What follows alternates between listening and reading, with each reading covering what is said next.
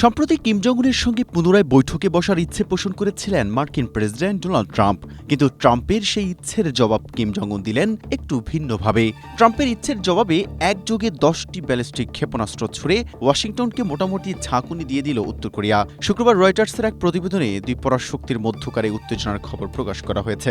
প্রতিবেদনে বলা হয়েছে, চলতি বছরের শেষের দিকে চীনে অনুষ্ঠিতব্য এশীয় প্রশান্ত মহাসাগরীয় অর্থনৈতিক সহযোগিতা বা এপেক শীর্ষ সম্মেলনে কিমের সঙ্গে পুনরায় সংলাপে বসার প্রবল ইচ্ছা প্রকাশ করেছেন Donald Trump.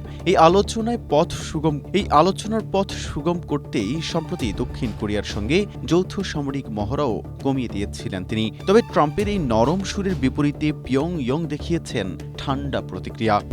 Lily whipped shea mystic glowing body wash, secret to ultimate glow.